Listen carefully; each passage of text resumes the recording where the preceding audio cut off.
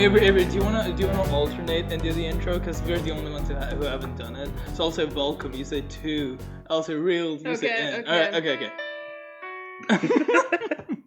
Wait.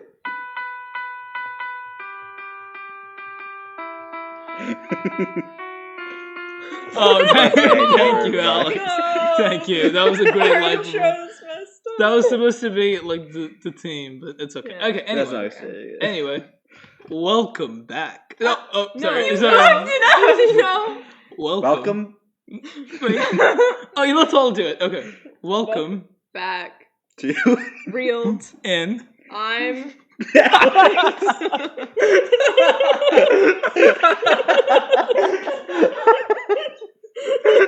Okay, keep going. I'm. Usman. Yeah, I'm.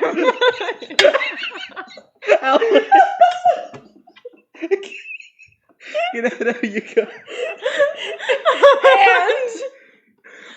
And. Avery? No. Oh, Sam. Okay. No, you say I'm. Oh, I'm. Okay. Avery. I'm. Sam. Yay! There we go. That was totally Okay, comprehensible to everyone Okay. listening. This? Is Come on. A podcast Where? 3 film buffs. Real. Their friend. 3 film. into yeah 3 film buffs into There. world Of cinema. And. She does. the Same. yay okay. Okay, we can. Is that. The friend in question's Yeah. me. Blah blah blah. We don't. This is gonna take up forever. you guys know this. Imagine if this is your first episode. Godfather I think Part that's a 3. great intro, guys. We got it down. Alex, Yeah. Alex is Swan, Avery and Sam. Yeah. I think All if this right. is your first episode and you chose to click on the Godfather Part 3 podcast, that's like your problem. Yeah.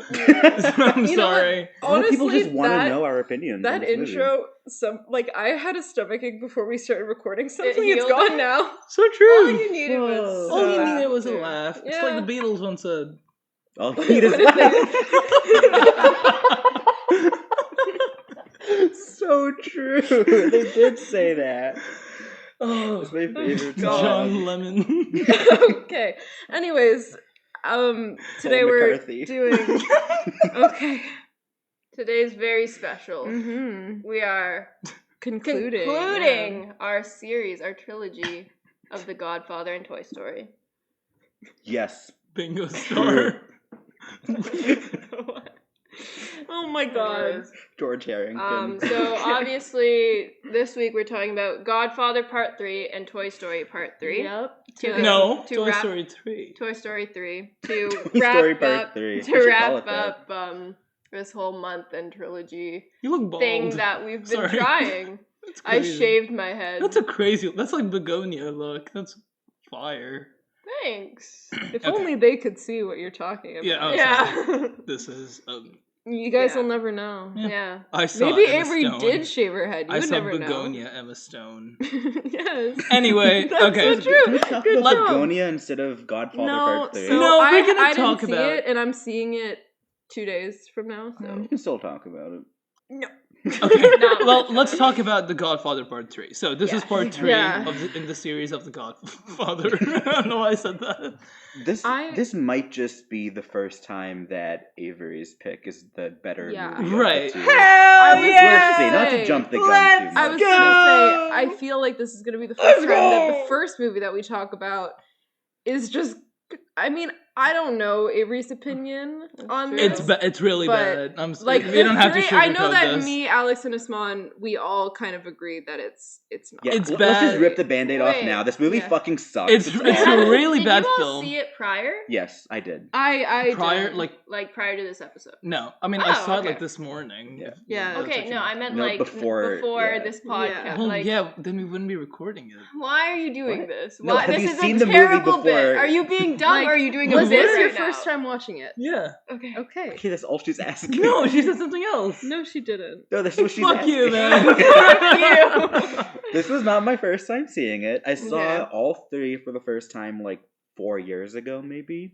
And even back then, I thought, this is the worst one, easily. Yeah. And watching it again, it is still the worst one. Well, it's not even just the worst one, because the first two movies are amazing. Yeah. This is a bad movie. This is slop. It's a bad movie. Yeah. Right? Like, Coppola, he has made some slop in his career, but like, and this is like on the top. He's made a fair bit of slop. He has. And that's why he made this movie. Yep.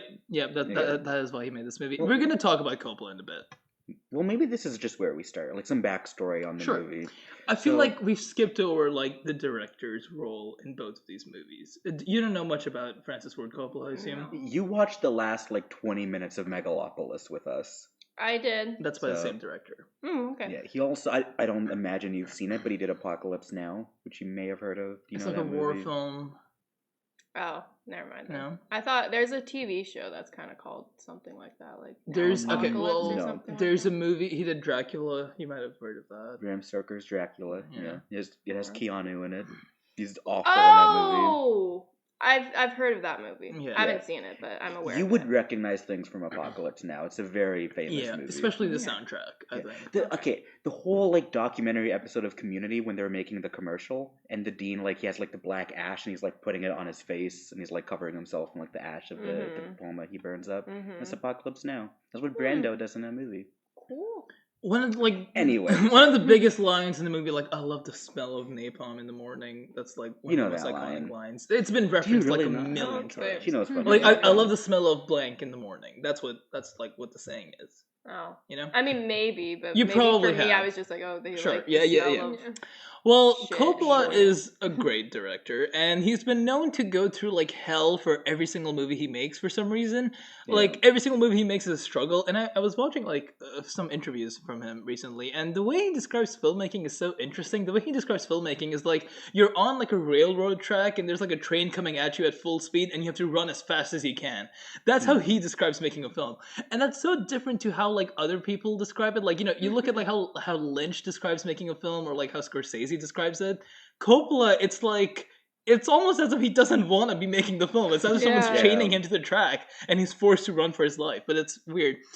Apocalypse Now has one of the most like widely known like disastrous shootings like in film history. Like everything that could go wrong went wrong. They were shooting in the jungles of like Vietnam or something. Yeah, like weather shit happened, way over budget, Brando being a nuisance. Martin Sheen, who was like the lead actor of the movie, he got a heart attack. And he was just sent to the hospital, and Coppola had to continue shooting with his brother and stuff. And he was just hoping that if he came back, he would continue doing the movie. And he did. He was gambling the entire movie, basically. There were a bunch of typhoons that destroyed the sets constantly. Coppola also had no idea how to make a war film, or like how to shoot from helicopters and how to shoot helicopters. So he kind of just winged it and did it on the go, and it somehow worked out. Brando, he came on set like overweight. He was bald for some reason. And he didn't know any of his lines, and so Coppola kind of had to rewrite the movie for Brando. And if you watch the movie Apocalypse Now, it starts off as like a conventional war film of sorts, but then it becomes a lot more like surreal towards the back end. Like it becomes strange, and like I feel like Brando's presence there definitely inspired that to some degree. They were all extremely high in making the film. There's a bunch of cocaine just lying around. Coppola tried to like kill himself like multiple times while making the film. There's like audio footage. Why didn't they just end production? Because he had so much of his own money involved. For some reason, he told the studios that, hey, I guarantee the cost of everything like behind this film. Like I'll pay for it out of my own pocket. I don't know why he said that, but he did. Wouldn't that be like millions of dollars? Yeah, it was like an extremely expensive production. The Godfather was like a huge hit. Like it was like one of the biggest movies of all time. Right. I mean, he had enough money with his company. Yeah. And with The Godfather, he was like a young director back then, and he didn't have much control, and so he really had to swindle his way to get what he wants. Like the studio didn't want Al Pacino. The studios didn't want him to shoot in New York. The studio wanted like a different period that the film takes place in. It to be in modern day. Yeah, they didn't want Brando either. And Coppola had to fight for that. And then it was time for part 2, and Coppola didn't want to make that. And fun fact, Coppola said, I think you should give this movie to Scorsese. But Scorsese, that didn't end up happening because they really... Which at the time, he wasn't like who he is now. Yeah. He just did Mean Streets. That was his most recent one. Mm-hmm. So he wasn't really well known back then. No. And the studio wanted Coppola either way. But with Godfather Part 2, it was like a surprisingly, normal shoot. Like, he got exactly what he wanted. In fact, they gave him so much money, he made like a long-ass movie, right? They basically gave him control over part 2. Exactly. Yeah. But then he did Apocalypse Now, which... No, I'm sorry, he did The Conversation too, and then he did Apocalypse Now, which I don't know if it turned a profit. I'm not sure. I don't know. But it doesn't matter, because after Apocalypse Now, he made a bunch of movies that were flops, complete flops. He lost a bunch of money. One from the Heart. He did like a bunch of just random stuff. Yeah, and he spent so much money on One from the Heart. Like, an insane amount of money, and like nobody liked the film. And so at that point, he needs money, and the studio's like, hey, you want to do Godfather Part 3? And he wants money, so he's like, you know what, I'll do it. Even though he didn't want to do it. But basically, after Part 2 came out, they immediately wanted a third one, and he said no. And the studio tried making it without him, and so they went back to Scorsese. They went to... Michael Cimino was one of them, who did like The Deer Hunter. Right. And did you know that Michael Cimino made a movie called The Sicilian, which is an adaptation of the book from Mario Puzo that's the sequel to The Godfather? Huh. So there's like an unofficial Godfather sequel movie. Damn. And the movie removes all references to it, even though Michael's like a main character in the book. Huh. Yeah. That's so interesting. Okay. I didn't know that. Yeah, really I haven't seen the movie. Apparently it sucks. That's weird. And there's a few other directors he went to. I can't remember who. Michael Mann, I think, was one of them that the studio went to. And eventually, like, they had, like, so many different versions of a Part 3 script, and it just wasn't working. Mm-hmm. And eventually they went back to Coppola, and they were like, please just do this. Yeah. And he had lost so much money at that point. Same as the first movie. Like, he did that movie because his production company lost so much money from THX. And so he was just like, fuck it, I'll do it. Yeah. And you can tell watching the movie that his heart's not in it, and no one wants to be there. Yeah, and he did it with Mario Puzo. They both wrote the script together. And Coppola's whole thing was that he wanted to release the movie as kind of like an epilogue or like a coda. And the original title for this movie was intended to be The Godfather Coda, The Death of Michael Corleone. Yeah. I think that's the original title of the film. But the studio was like, fuck no one's going to watch that. We're going to call it The Godfather Part 3. And that's how it was originally released. But then later, like, Paramount was like, hey, you can release the movie however you want. So he kind of re-edited the film. He recut a few scenes. He rearranged the order. We'll definitely talk about that. And he changed the title of the film. And now it's kind of known as, like, The Godfather Coda, The Death of Michael Corleone. But yeah, no, Coppola, Francis Ford Coppola, he's a really interesting guy. And, like, even after, like, Part 3, he made a bunch of films that lost money. And then he started his own wine company just so he could fund Megalopolis. And he had been trying to make Megalopolis for so many years. And this movie came out last year. It's a movie. It's an interesting movie. He lost a bunch of money. And apparently he's working on a sequel now. I have no idea how he's going to fund these things, but... By making Godfather Part 4, obviously, yeah. Well, Pacino's still around, Part 4, Megalopolis Part 2. He just puts Godfather at the side. Yeah, it's... There you go. But no, he's an interesting guy, and I don't know, like, the way he describes filmmaking is really interesting. But yeah, that's Coppola. I love how much we're avoiding talking about the movie itself. See, let's get into the movie then. So, Avery. Yeah. I actually have one expectation. Okay. I had an expectation going into this. Yep. Alex, you said that you do not like this movie. Mm-hmm. So I was actually expecting to like this movie because we have opposite opinions. Is that why you like the movie? No. I feel like a logical reaction would be if he likes the first movie and he doesn't like this one. Like, if even the first one he loves, and surely he's not going to like this. I'm going based off of every other movie we've ever watched. But this is part of, like, the same series. Yeah, I know. But I was just going like, I'll probably like this one. Sure. Funny enough, that's like, crazy. I mean... Like, yeah, I'm not... Like, I hadn't seen The Godfather Part 3 at all. And my expectation was that I knew that people didn't like it as much as the first two movies. That's kind of why when I first watched them, I didn't bother watching the third one. But I thought it was just kind of, like, mid. Like, it was like, oh, when you're putting this movie against, like, two of the most, like... iconic, like, beloved films of, like, you know, all time, then, like... It's gonna fall short. Yeah. So I thought it was gonna be kind of like, oh, like, it's a decent movie, but, you know, when it's put against, like, you know, the first and the second, it doesn't really work as well. But, it's just a bad Yeah, same. I thought it would be like mid. Yeah. It wouldn't live It's up to the the hype. popular opinion. If you look at like the Letterboxd curve, like it's mostly 6, 7s, and 8s. Like people liked this movie. Yeah. It got a Best Picture nomination. Yeah. I mean, that doesn't say much. No, but like people liked it. Like right, it liked it. It wasn't like, oh, this movie fucking sucks. Like people generally liked it. It just wasn't as good as the first. Even a day before, I watched the film, Alex, I saw Alex gave it like a really like low score and stuff, and I was like, it can't be that bad. I feel like Alex is kind of like overhating, but no, he wasn't. It was anyway. Avery, let's talk about the movie. Okay, the plot. Yeah. Okay. Or your expectations, whatever. No, that was my only expectation because I don't know. Well, sure. I'm gonna, Okay, the plot of the movie. So it opens. Every single one of these movies has opened with a big ceremony of some sort. Before you continue, you said that you actually understood the plot of this movie. I think I understood more than part 2. More than part 2, but that's not. That's crazy because I have no idea what was happening. I in this movie. no fucking clue what happened in this movie. Oh.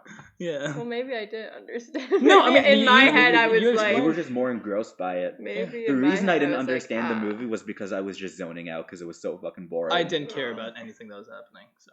Okay. Anyways, we have the opening big ceremony thing, and it's about basically Michael is giving money to some sort of Sicily Foundation thing, and he's using his daughter Mary to kind of be the face of it. Isn't it the Catholic Church? Something like that. I didn't understand the religion, the Pope stuff. I'll be real with that. But they're giving $100 million to some sort of foundation in Sicily. Mm-hmm. And then Michael has a son who's like grown up now. This is like 20 years after the second one. And then he's like, Dad, I want to be a musician. And he's like, be an opera singer. He's like, for fuck's sakes, finish your fucking law degree. And he's like, you don't understand me, Dad. I want to be a musician. And he's like, so the reason she likes this movie is because it's fucking stupid.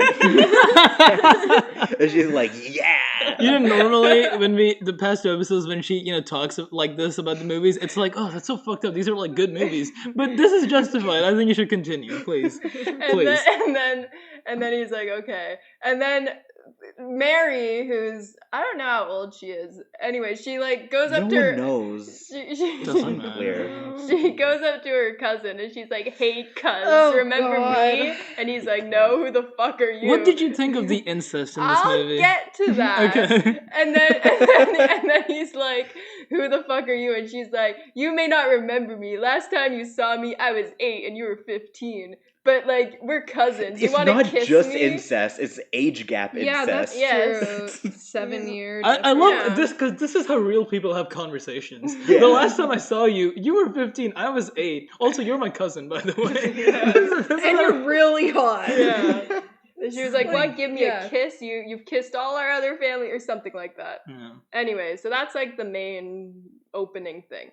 Then we cut to the that is all that happens, and that lasts like 40 minutes. There's a daddy-daughter dance. That was cute. Between Michael and Mary. Then what's the guy's name? The cousin's name? Is it Vincent? Vincent's in his apartment, and then these people show up and they try to murder him. And one thing I thought was really funny is their fucking masks. Right. That were fucking masks. They were just like clear. Like, anyways. They're fucking masks? Yeah, they're fucking masks. Joey Zaza. So it was Joey like Zaza. Like an Eyes Wide Shut, they were fucking right. Joey Zaza tried to kill him. I love Joey Zaza. Joey Zaza is a great name. Top shelf Zaza, disrupting my circadian rhythm. Yeah. What? You don't know Dracula Flow? What the fuck? We're watching Dracula Flow after this. Okay. Anyway, so then he's like, okay, Joey Zaza is killing me. So then he like goes to Michael or something, and he's like, Michael, man, I gotta... Michael Mann. Michael Mann. Whoa. Like the guy who did Heat? Why is everything I say a movie reference to you Dude, guys? I love Heat. So can we talk We're not talking about we Heat. should talk about Heat instead. We're not talking about Heat. She's has Pacino. It's basically this big movie. ass or okay, something. no, so we're talking about The Godfather. No. So basically, Michael, his whole thing, I think, what I thought of it is that he's trying to get out of the whole mafia thing. He kind of wants to retire. He wants to legalize the business. Yeah, he's like, so he's like, gather powerful people, let's go to Vegas and have this meeting or something like that. And then like this Joey's Zaza man, he's like, Joey Zaza, I hate you. Or actually no, he gives checks, he gives millions of money to all these people except for Joey Zaza. And then he's like, you bitch, and walks out, and then his dad's like, please forgive my son. And then like that's his dad? Yeah. I understood that. Like that Don I'm pretty sure that was his dad. Is it? Oh, never mind. Okay. Who's who? What? Don Albolito. Is the dad of Joey like the old Zaza? Because he was like, "Please forgive my son." Maybe. Does he say my son? I'm pretty sure. Sure. I don't remember. Okay. That's interesting. Anyways, then a helicopter shows up and like kills everyone. What the fuck? Yeah. Like, what is that? And then you see an orange roll off the table. We do. Yeah, there's oranges. Like but just Michael literalizing survives. Everything. That's okay. We'll get into that at some point. And then that's how fucking terrible the script is. Anyways, Michael survives. Then they all go to Sicily. Did you like the helicopter scene? That was cool. Did you like sense? The guy that was like, no, my code, my special code, my lucky code, lucky code, right? That's he gets killed. Yeah. The helicopter thing made no sense to me. Like the logistics behind it make no sense. What do you mean? It just came up and killed him. It's a helicopter. It flies and it went to the window. I know a helicopter flies. I'm saying like Joey Zaza, he left the room. Yeah. And then the helicopter just shows up. Like because I thought it was Joey Zaza doing that. Oh, was it not? Oh, I thought that. Yeah. That's why he left the room. Yeah. Right. So how did it happen so fast? Because he left the room. Maybe he had a walkie-talkie. Go get him, boys. Oh, they had that ready. Like that was his plan. I mean, probably. He probably. Well, I don't think he thought of it like, oh wait, I should call up a helicopter company right now. You know. Sure. I'm sorry. Okay. Anyways, so then Michael's like, hey, we gotta bring the family to Sicily. Because I think his son's doing the opera in Sicily or something like that. So they're all going to support. Well, after that happens, like there's the whole like scene of them in Michael's kitchen, right? And he has the famous line, the iconic line from this movie. It's just when I thought I was out, they pulled me back in. And then he has a fucking stroke or something. He has diabetes now. Yeah, talking about, like, I mean, we're going to get into the questionable dialogue in this film, but like the one part that actually just like, I don't know. It was the nail, like, hit the nail in the coffin for me for like, okay, this is going to be hard to watch through. It's just when he starts having a stroke, the first thing that his sister says is his diabetes. Like, that's the first thing that she says, and it's like there's this constant need to like add exposition to every single thing. Like they could have done that so much easier. Where he has a stroke, everyone's panicked, they go help him, and then later, I don't know, while he's recovering, you know, someone says like, oh, your diabetes has gotten really bad. But like just having her like scream, his diabetes, oh no, he's having a stroke because of his diabetes. And it's like, okay. It's like that's how a lot of the dialogue in this just feels like they're either really trying to like hammer in, like, you know how like we were saying for the second film that it's like, oh, you know, they leave a lot to interpretation and stuff. This has no subtext whatsoever. No. You are just told everything so like front facing, like this is exactly what's happening. We're gonna repeat it to you 5 different times. You are my cousin, and we last met when I was 8.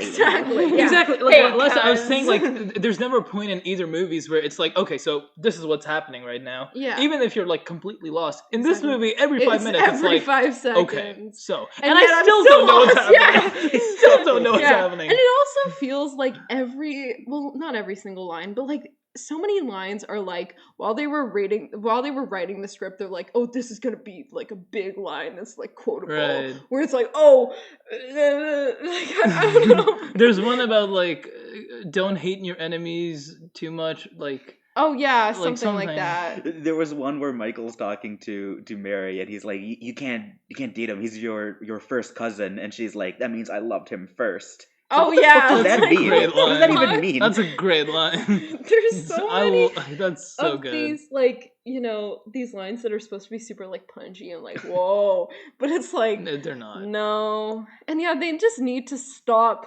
Why are the two cousins flirting with each other and just keep calling each other cuz in the middle of it? There's no point to that. No. Because usually... Let's talk about the incest. Usually, when there is, like, incest in, like, you know, movies and stuff, I feel like the movies don't, like, fully, like... I don't know. Like, when you watch really old movies, sometimes you'll see, like, a cousin-to-cousin relationship. And they'll kind of say it, but it's not really, like... mentioned as like a taboo thing, or if it is, then there's consequences to that, or there's a point to it. In this movie, they're all acknowledging, like, hey man, that's kind of weird, why are you doing that? And Michael is very calm, right? No, like, they acknowledge that it's strange, but there's no point to it. And even if you look at, like, the themes of the movie, there's nothing like what's going on. If the point is for her to be involved with someone dangerous, could you not have picked, like, any other person? There's so many people in the movie. But also that tension's there already with the character because he's, like, rising up in the business. Right. And so Michael's whole thing is he wants to legalize the family business. It would have been so easy to just have Vincent be a guy who's like, no, I want to, like, keep doing this crime shit. And then Mary starts dating him. And then the conflict would be Michael, like, having this tension of, like, well, I want to legalize the business, like, for my daughter to, like, keep them safe, but she's dating this guy that's trying to keep it the way it is, and that can be the tension. It doesn't have to be, like, I'm mad about this because they're first cousins. That's such... Not only is it, like, weird because it's the incest stuff, but it's less interesting than the more obvious conclusion that's already happening in the movie. That's already kind of the conflict. He does kind of say, like, oh, it's dangerous, but it's dangerous either way. Like, even if Vincent didn't exist, she would still be in danger given the position that Michael's in. So him putting her in danger doesn't make any sense. You know? He just doesn't have to be a cousin. No. Right. Especially because he's not even Connie's kid. Like, first of Sonny's all, kid. Yeah, where the fuck are Connie's kids? They're just not in this movie at all. They're not mentioned at all. He's Sonny's kid. Sonny has nothing to do with the movie. At least if he was Connie's kid, there would be some... Because she's in the movie, so there would be some kind of, like, family dynamic there that they could explore. But because Sonny's not in the movie, it's like, what does it matter that he's Sonny's kid? That has no relevance to anything. And for Connie's, like, character arc, in the second movie, there's one line near the start where, like, her mom is like, hey, where are your kids? Do you, like, ever see your kids? And she's like, oh, yeah, I'll see them at some point. Like, you know, she's carefree and stuff. But by the end of that movie, and in this movie, Connie's more of, like, a family person. Like, she's with Michael. She's by Michael's side. So she should have her kids with her, I feel like, right? Like, she would try to reconnect, like, or something. It would maybe make sense if Vincent was Connie's kid, who's, like, estranged because she kind of abandoned him, and now he's trying to come back into the business. Maybe something interesting could happen there, but it does. There's nothing interesting about it being Sonny's kid. What are the implications of that? Like, what's that supposed to mean? Like, oh, Sonny was a hot-tempered guy, so now he's hot-tempered. Like, is that? I think it's genuinely just to have, like, some presence of Sonny in the movie or something. Why? I don't know. He's it makes dead. No sense. Like it's done. Like, isn't that the whole point of these movies? Like, you know, you die and, like, that's it. Like, I don't know. It's so dumb. But you know what I do know, and I did like about this movie? I don't know if you noticed this, but Scorsese's mom is in this movie. Yes, she is. What? She's in this movie. Scorsese's mom is in this movie for, like, 2 seconds. When? I don't know. I couldn't tell you what was happening, but I looked at the screen and I was like, wait, like, what? I know. Like, what was the... She's, like, some random stranger outside, like, the courtroom, I think, and she's talking to Winston, I think. Listen, man. I'm so lost. She was there. She's there. Like, okay, no, I'm kind of skipping ahead, but that whole entire, like, end sequence, like, when they're at the opera, I was so confused as to what the fuck is going on. Who's trying to kill who? Who's on whose side? I have no idea. You thought you were confused about the second movie. I have no fucking clue who any of these characters are. I have no idea. In defense of part 2, I feel like the confusion in that movie is justified to an extent, and we talked about this. In this one, it's not, because the movie doesn't have that layer to it at all. Yeah. And I feel like I'm supposed to know what's happening, but I don't. And in part 2, it's like, even if you don't know what's happening, it's fine. You can. The fundamental issue, and we talked about this mostly with the first movie, is that every supporting character has some little thing about them that makes them interesting. Yeah. And that's even the case in the second movie. Like Hyman Roth, like there's things about him that's interesting. He and doesn't die for some reason. Yeah, there's interesting things about all these characters. So even if you don't know exactly what's going on, you're like, oh, it's Hyman Roth. Like, you get that.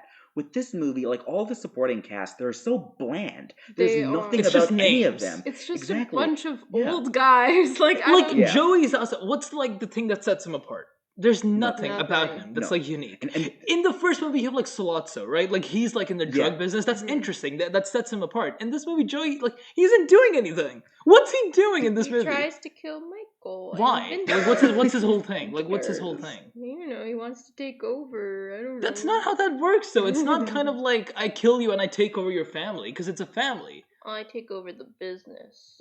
Rich.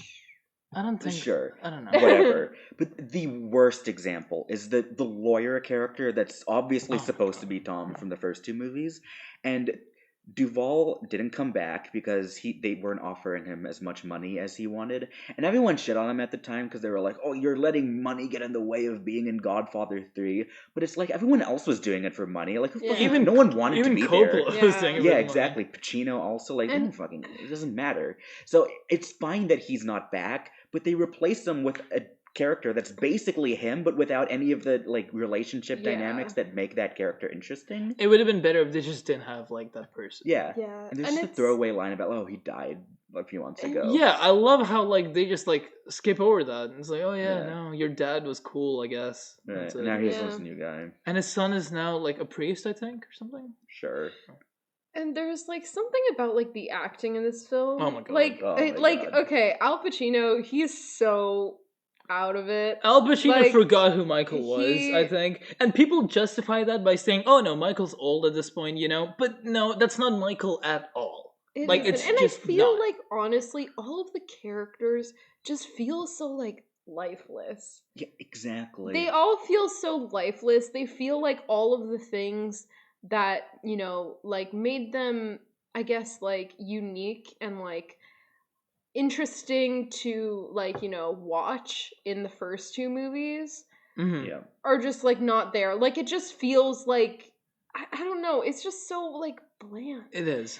And it feels so unnecessary. Yeah, there's no life to this movie, and one could argue and say, no, that's the point. This movie's supposed to be really depressing and bleak, but that doesn't work because this is a long movie, and it can't ride on that like thing for so long. Like, let's talk about Sofia Coppola, okay?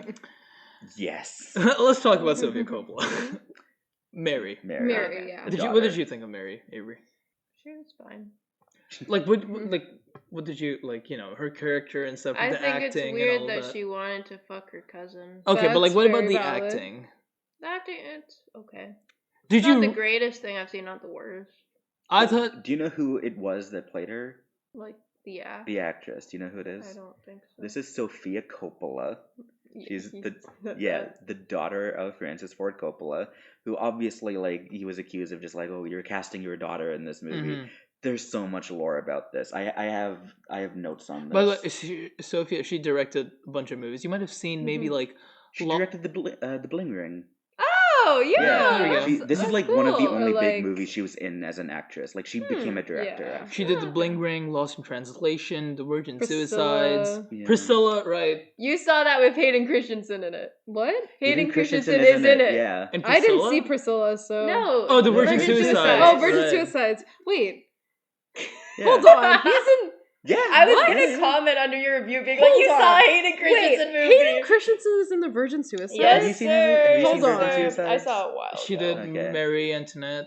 I love it. Anyways, I only saw it because Hayden Christensen was in it. Who is he in The Virgin? He's there for He's like... just one of the guys. He's just one of the bros. Oh, like just one of the kind of like... Yeah. But it's Hayden Christensen, man. Mm-hmm. I was so happy when I saw that. That's crazy. And Priscilla has Jacob Elordi. Yeah. Frankenstein. Frankenstein. So originally Julia Roberts was cast as Mary. Mm-hmm. She dropped out for some reason, and then the studio wanted Madonna, I think. Okay. And she didn't do it. Aww. And then they were going to have Rebecca Schaefer, who isn't like a really famous actress. She was in like some TV stuff. And they were going to send her the script. And so she was like waiting in her apartment for the script to show up. And so there's a knock at the door, and she answers the door thinking it's like the guy with the script, like the male guy. And it's like some crazy stalker who like kills her. What the fuck? Yeah. So that's crazy. It's insane. So she died, so she couldn't play Mary. And then they cast Winona Ryder, and they shot scenes with her. Right. Yeah. And then she had to drop out because she was diagnosed with like chronic fatigue or something because she was overworking herself. So she dropped out, and Coppola was like, "What the fuck do we do? I'm just gonna get my fucking awful, terrible daughter who sucks at acting. Fuck this." And so she's just in the movie, and she's so bad.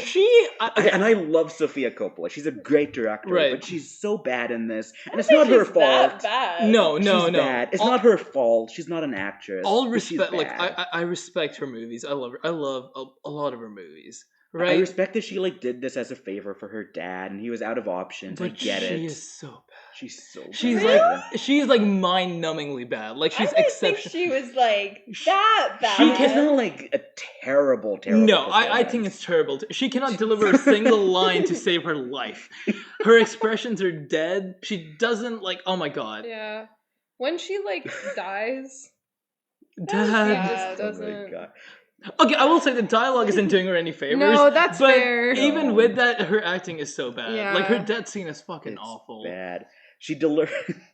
You're gonna be mad at me. She delivers every line like Hayden Christensen. Dude, what the fuck? Why are we hating? That's why she put him in her movie. But no, she was so bad. She's part of what makes this movie so unwatchable, I think. But it's not all her fault. I don't want to give her too much shit. And she's not like a main character. She's not in it that much. But she is like pretty, like she's there for a lot of it. But I do think like, and assuming it's a good actress playing her, like I think she should have been the main character. Like in theory, and I know in execution, like it was total bullshit, but like in theory, that's kind of the most interesting thing in the movie, is her relationship with Vincent. Mm-hmm. And the cousin stuff aside, setting aside the incest of the movie, there is something interesting about like Michael's daughter that he wants to keep out of, the crime shit that the family's doing, and Vincent who kind of wants to lean into it, and he's defying Michael, and he's like, he's saying like, we should kill this guy, and Michael's like, no, that's not what I wanted, don't do that. And there is almost like a Romeo and Juliet kind of thing, like they come from different backgrounds and they have different goals. And there is something about that relationship that is a little interesting. Mm-hmm. It almost works. And if that was the whole movie, it could have been good. I think there's something there. Yeah. This entire movie is like, there's something there, but not quite. Like, there's so much, like, I feel like there's bits and pieces of this movie which, like, if you really honed in on, it would be, like, a really good movie, but the movie doesn't do it. It doesn't even try. Okay. And then I guess we can talk about like the Coda version, right? Because even that doesn't fix the fundamental issues with the movie. It's actually a little shorter than the original movie, because they take a few scenes out, but they mostly rearrange things. And specifically, I haven't seen the Coda version, so I don't know everything that's different. But I want to talk about the opening scene and the ending scene. Yeah. In the Coda version, the opening scene is that bit from like 40 minutes in the movie when Michael's talking to the priest, right? What do you think of that? Like, do you think that works more as an opening scene? I don't like that scene because like they're trying so hard to replicate like the opening of the first movie. Even like the way it's shot, like it's like a close up of him and then the camera slowly goes out and you see like Michael just sitting there. Yeah. I think it's kind of interesting that the roles are reversed. Like Michael isn't really the one in power there, but he kind of also is. Yeah. That's maybe interesting, but first of all, the dialogue is awful. The dialogue is awful. Okay, right. One thing I want to say about that, this is the best example, I think, of what you were talking about the dialogue just being so literal, is that the opening line of that scene is, "I need your help, Don Corleone," or Michael Corleone, which, when you think of the opening line of that scene in Godfather 1 of "I Believe in America," like there's so much nuance to it. Yeah. We talked about that line for like 5 minutes in that episode.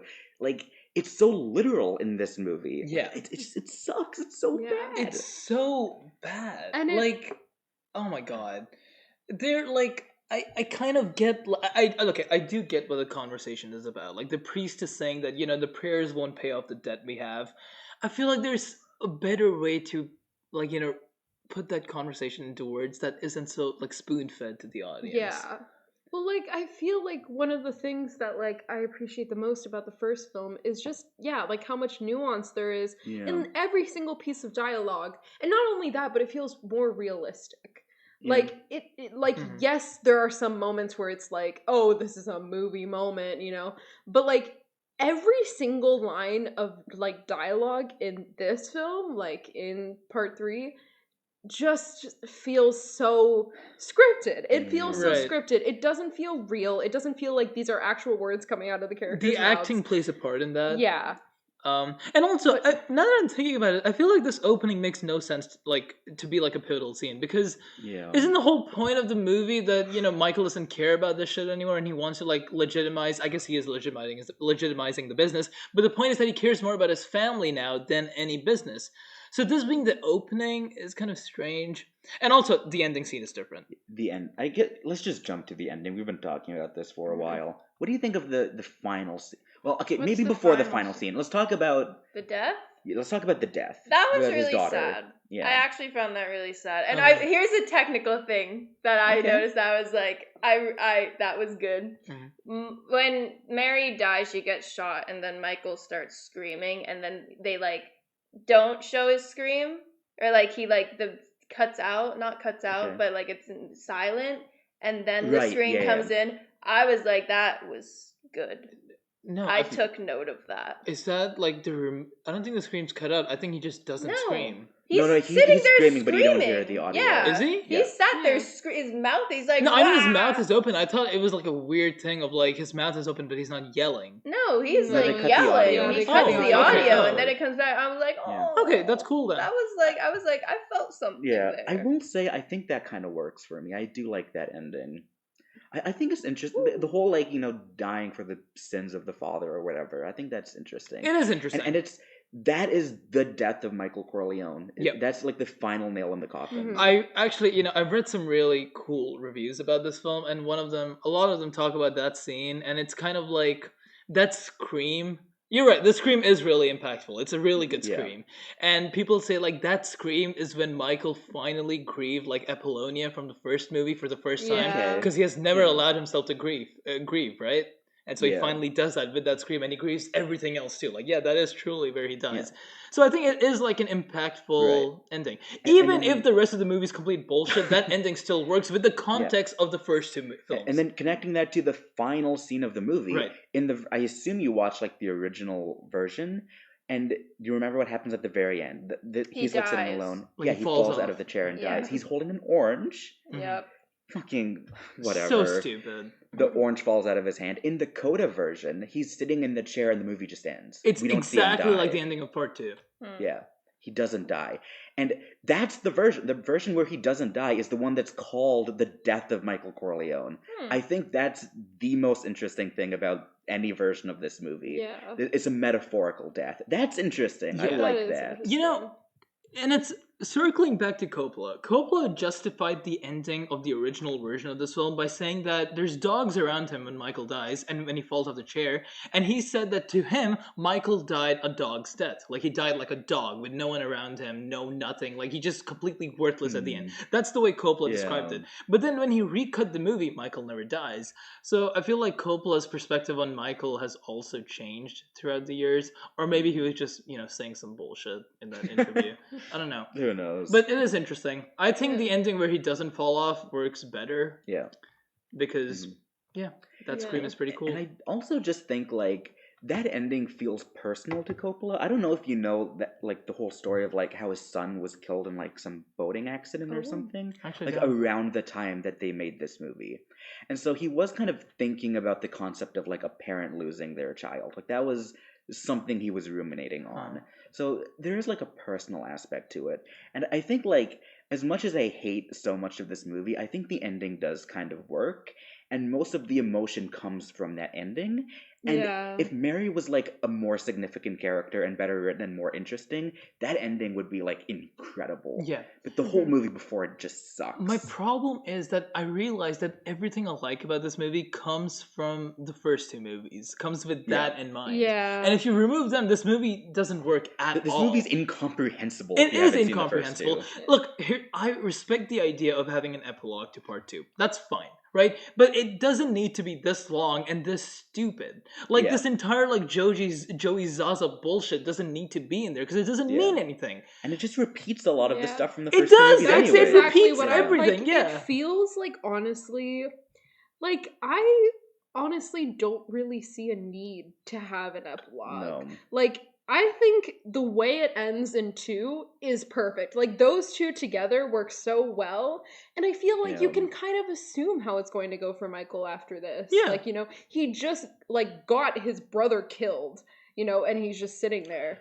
Like, I feel like that is a nice ending. I don't think that you need to try and, like, tie loose ends. Right. And I feel like when you see him kill his brother, that's like the most depraved act he does in the entire film. Anyone ever does in that entire film. You know that that's fucked up. You don't need a third movie to tell you like, hey, remember when you killed Fredo? That was so fucked up of you. Yeah. And him crying over and over again, being like, oh, I killed my brother. Like, we know. Exactly. We saw it. You know? Like, it's so unnecessary. Yeah. And it's another movie that ends with a family member dying and him being sad about it. Like, what's the point? Like, 1 and 2 are so different in how they end. Yeah. I do want to say, like, there's flashbacks in this movie to, like, the first and the second part. Whatever. Which is so... I don't like the flashbacks because the first two movies don't have any flashbacks because they were. I like it. I like the first two movies partly because they respect the audience and they're like, you know what, you're smart enough to know why these people are behaving this way and what the emotional context behind this is. Yeah. And this movie's like, no, hold on. Do you remember when they were like dancing like low key, like, and they're like, hey, do you remember when the father and daughter were dancing like 2 hours ago in the same movie you're watching right now?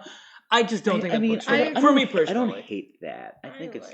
I feel like we should. All the different women he's danced with. Yeah, like weird. Avery. I feel like we've been just saying a lot of stuff that we don't like about it. Did you like the movie? Like, I'm neutral about it. I liked it more than the second part. That's fair. So. What did you like about it? Like, or what did you like more than the second one? I understood the story. I feel like I followed it through fully. Mm-hmm. I did like the references to the first two. I feel like it gave a good like when he had the boat photo and stuff like that. Okay, that was cool. Yeah, remember that. I always it like a good father-daughter movie a little bit. It does reference the first two a lot. Yeah, when fucking Johnny Fontaine shows up for a minute. Why? I don't know. Johnny Fontaine. It's just like a greatest hits type of like moment. Like, hey, remember Johnny Fontaine? Like remember the boat? Remember this? Like, okay. Yeah. I like a good father-daughter relationship. Do you think they executed that well? And I'm not saying this like shit on you, but I've seen better movies where they've done it. But I think the sad, like the only time I've ever been like, oh, that's really sad out of watching all these movies, is the big scream at the end where he's like holding her, and I'm like, oh, that's sweet. That's like fine. Sad and sweet, and like. But even before then, like, is there something about their relationship up to that point in the movie that like you connect with in some way that you enjoy? Protective father. Sure, I mean it's a little different. She's like fucking her cousin. I've never done that, guys. Okay. Proudly say. Yeah. Thank you for saying that. Happy to hear that. Yeah, I mean, I don't know. I just feel like everything that this movie does was there in part two. I was gonna say that maybe one good point, like thematically, I liked about this film was how it talks about that, like, you know, ethical capitalism is like impossible. Just by definition, it's an impossibility, especially in America. It's just not something you can achieve. But part two does that. Like, part two told you this in a really nice, concise way. So I feel like this is just unnecessary. One thing that I don't know if appreciate is the right word, but one thing that I was like, oh, okay, is I did like Kay's and Michael's sort of dynamic in this movie. Because there's something about, like, oh, when you have a family with this person, you have kids with them, and you spend a long time with them, and then it goes to shit. You don't, you know, you're not there with them anymore. There is something kind of like sweet that you see between the two of them, that they still do care about each other and love each other, even though they're not together anymore, but they're there together for their kids, and I do think that's like a very sweet thing. Yeah, I kind of like, people hate on like Kay's character and stuff in this movie. I thought it was fine. I thought them reconnecting was fine. Yeah. Unnecessary, yes, but it's fine. It's sweet that he kind of like was like, we're going rogue. I'm gonna drive you away. I was like, oh. It is interesting that I like that aspect of it. Like, Michael's trying so hard to be likable and get into that life again, but he doesn't have a chance. Apparently, by this point, Al Pacino and Diane Keaton fucking hated each other, and they hated being on set together. Huh. And I think it shows a little bit in their dynamic. I don't think they have much chemistry in this. They don't. Also, random thing I just remembered, but in the first movie, Apollonia, the wife that blows up in the car. In the book, she's pregnant.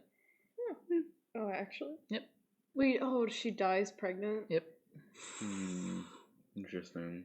Well, that's Godfather 3. Yeah. Well, final rating. Final rating. I just have one more thing to ask. Yeah. What do you think of Michael's haircut in this movie? I actually think it's fine. It's not that bad. I don't think it's that bad. Okay. Did you know that Dick Smith, the makeup artist who did the first 2 movies, he did Amadeus. He's a very famous makeup artist. He quit this movie because he was like, I refuse to give Al Pacino that hairstyle. And Coppola insisted. Dude. So and they've never spoken since then. That's crazy. I didn't think I respect that. It was awful. I don't think it's offensive. I am not dealing with that fucking haircut. I don't think it's offensively bad. I don't care. There's a bunch of other things wrong with the movie. I wasn't focusing on the haircut. Anyway, okay, final rating. Yeah. Avery. I gave this movie a 5 out of 10. I'm very neutral about this movie. That's okay. I liked it more than the second, but I'd say out of the 3, the first one is my favorite. Okay, that we agree on. That's nice. And what'd you give the second one again? 6.5 or something. No, the second one. Oh, the second one, 2 out of 10. That's fucked. Oh, you can't do that. It's I justified it. No, you didn't. I didn't understand the movie. And then we explained it to you. Okay, yeah, but that's still a valid thing. I understand. She didn't understand it to the point of giving it a 2 out of 10. Okay, that's fair. It might be a little bit lower than I would consider. I gave the first one a 6. Does that change your perspective? Did you really think I was going to go above? If it's already a kind of genre that you're not really into and you're not really feeling it, sure. Plus you don't understand. If you had to do a quick retrospective right now, after we've explained part 2 to you, would you change your rating at all? No. Why not? Maybe half a star out of pity Why for not? you. Because I'm not going to watch it ever again. I didn't like it. Are you going to watch this one again? Are you going to watch part 1 again? I'm not going to watch any of these again. Let's be real. They're all too long. Okay, man. I like this one because it was under 3 hours. That's fair. But it feels like the longest one. It does feel very long. All right, Alex, what's your rating? I give it a 4 out of 10.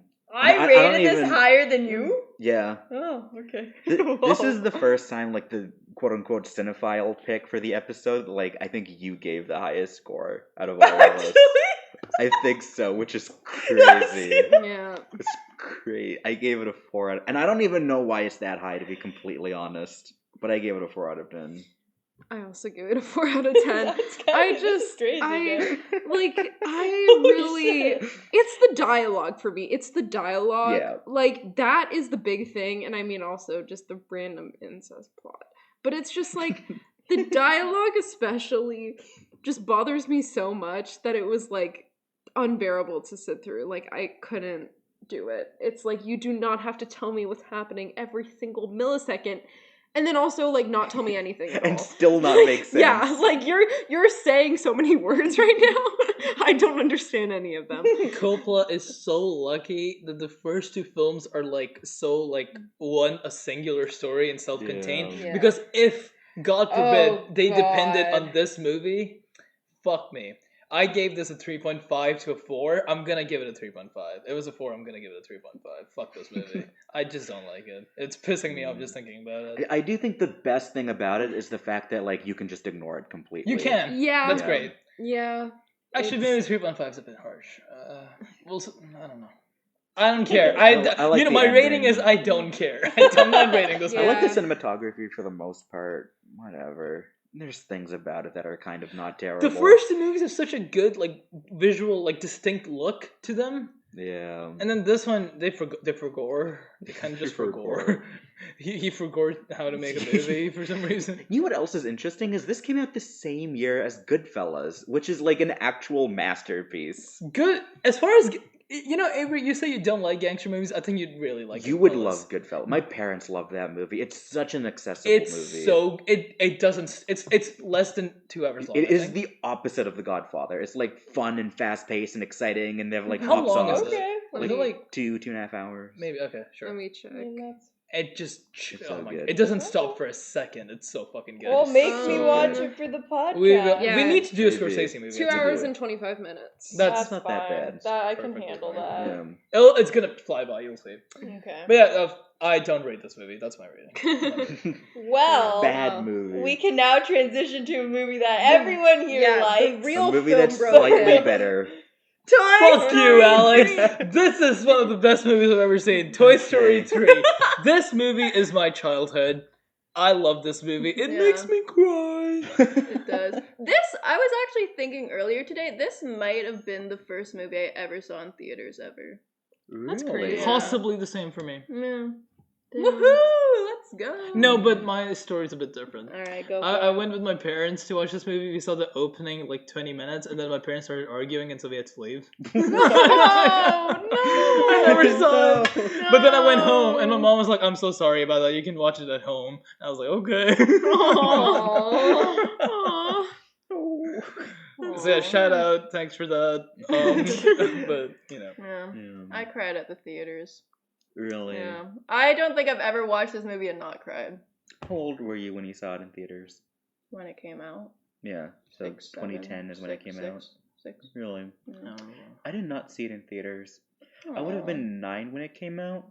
And I remembered when I saw this, because there was like a period between like 2009, 2011, where my dad's like work friend was like really into like burning like movies on discs, and so my dad would come home every weekend with like a stack of like burnt movies, and we had like all these folders, like, you know, those folders you would just put the loose DVDs in. God. And I had so much slop from like 2009 to 2011. And I was obsessed with like Planet 51. Did you see that movie? Like the alien movie? Yes. Yeah, that was one of the ones. No idea. Yeah. I think it's Dwayne Johnson. Sorry, that just unlocked. Yeah, I think it's Dwayne Johnson. He's like an astronaut that goes to like this alien to the planet. alien planet. Yeah, and they're all like. And it's like an alien invasion, like First Contact. Oh my movies. God! But the joke is that it's a human on an alien planet, and they treat him like some exotic alien. Oh my God, this is such a side story.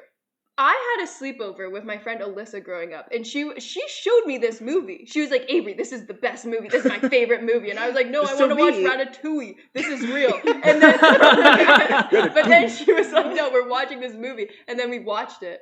That just unlocked. Yeah. Whoa. I loved that as a kid because I had it on DVD. Oh, it was and such like a good movie. Real Steel with Hugh Jackman. Like all this like shitty like slop movies. And one of them was Toy Story 3. That was one of the ones that I got. I'm not calling it slop. Okay. This one of the movies that we got as like a burnt disc. Yes. And I put off watching it for a while, and I would have seen it probably like a year maybe after it came out. And I distinctly remember watching it as a kid when I was like 10 and not liking it. I did not like it as a kid. What, Real Steel? No, or Toy Story 3. Okay. So and then I watched it again in like 2019 before the fourth movie came out, and then again for the podcast. Okay. And my opinion has changed. I don't hate it. I do like the movie. I like it. Okay. But I feel like now as an adult, like I understand why I have the issues I do with the movie, and we'll get into all that. Okay. Nope. This is perfect. Oh my god. Oh my god. No, we value everyone's opinion. There's no wrong opinion in this podcast. I think with this movie there are wrong opinions, actually. Okay, let's talk about the movie. Yeah. So, Andy's grown up. He's going to college. No! Okay, the opening scene. You have to talk about the opening scene. Oh my god. It's the culmination of the openings of the first two movies, but like in this grand, expansive, like...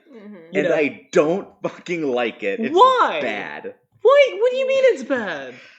Okay, I feel like, first of all, this is a whole thing that I'm going to talk about a lot, is the fact that it's just Toy Story 2 again. It's just Toy Story 2. It's the opening of Toy Story 2.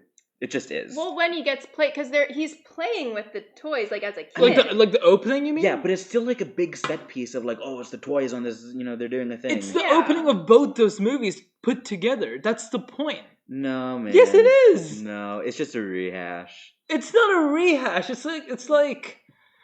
No. No. And no. I feel like it's too big. It's too much of like I feel like this movie is trying too hard to be like this big blockbuster movie. And that's not what the first two were. I think this movie maintains that big I think this film maintains that big blockbuster status and also gives you the emotional impact of the first two movies. Sure, whatever.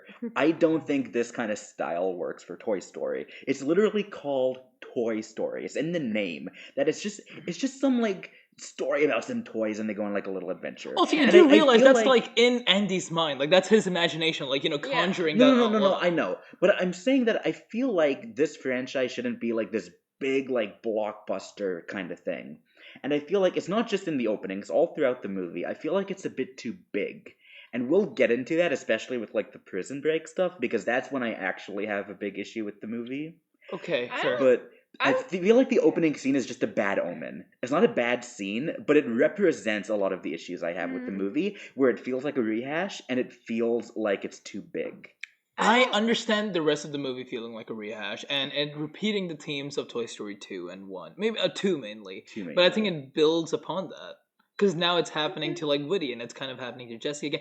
I think it does it well. I think it builds upon those themes. We'll get into that. I don't view this movie as like a big blockbuster to me is like an action movie. Well, it's like bigger than the first two, like considerably bigger than the first two, Like they're like, at the fucking dump and there's like fire and stuff. Yeah, there's more that happens. We'll get into that with the prison break because I think that's where it's most obvious. Okay, sure. Anyway, let's talk.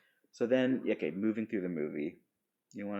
What's the plot of this movie? What happens? Okay, so basically Andy's going to college and his mom is like, hey, you gotta pack all your stuff, decide what you want to bring with you, decide what you don't donate and what you want to bring to the attic. So then he gets this garbage bag and he puts all of his toys, except for Woody. Woody goes to college. Yes. In a garbage bag, but then his mom mistakes it for garbage, but he wants to bring it to the attic. So then all the toys feel betrayed because they're like, oh no, Woody, what do you want?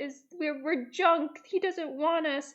Anyways, so then they end up going into... Well, but Woody knows that, like, they were going to go to the attic, and he tries telling them, like, no, guys, like, you weren't being thrown out. It was a misunderstanding. And I straight up don't understand why they don't believe Woody at that point. Like, that feels contrived because to they me. heard him say that they're just junk.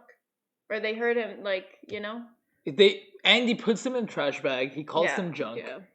And I feel like they're also kind of... They know Woody's in, like, the box, and he can see that he was going to the attic. But Woody has this tendency to be like, hey, guys, let's band together. Don't worry, we got this. He does this all the time. At the beginning of the movie, rounds them all up to be like, no, guys, he's going to play with us. Exactly. I feel like they should hear him out a little bit. They do hear him out, and Woody does this all the time. They immediately just don't believe him. And you also have to keep in consideration, at the beginning of the point, they're in, like, the chest, and they're, like, have this plan to, like, call his phone to get him to play with them. Woody has, I believe, tried to be very optimistic and tried to round up people time and time again. That's probably like the 50th plan Woody has. Yeah, so they probably are eventually like, okay, this is like, all right, real. this fucking. He also killed Buzz a while ago. Remember that? And like they're probably also like kind of like resenting him or like jealous of him because he was the only one to be like that's part of put it. to college. Yeah. So of course they're gonna be like, oh, as if you would care. Like you're just trying to make us feel better, but you're the only one who's actually getting brought to college. Yeah.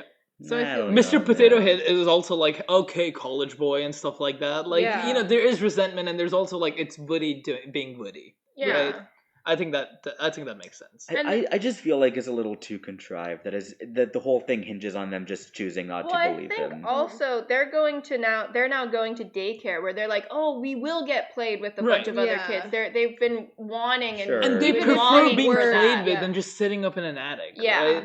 I don't think they kind of, especially Jessie was like in storage for however long and has like PTSD. So I think there's a lot of like justification for them wanting to go to daycare. Defensive we are over this. No, because there's a lot of justification as to why they would want to go to daycare. Sure. Yeah. And then Woody's also roped up with them. He mom closes the trunk, and I love how Woody's just like, God, it's gonna take forever to get back here. Like it's just like a minor inconvenience now. Like they've been away from home so many times. It's like fuck, we have to come all the way back. Yeah. But they go to daycare. And we meet Lotso and Ken. Fucking bitch. We meet Lotso. No, he's not Lotso. a bitch. He is. He's a piece of shit. He's misunderstood. He is not misunderstood. No. He is not misunderstood. He's a piece of shit. He is a piece of shit. He tries to kill them. He does. Avery, you know how you usually, like, animated movies, you're like, oh my god, they would have died. They were gonna burn! He was gonna kill them! They were like... They were gonna burn together. They held hands.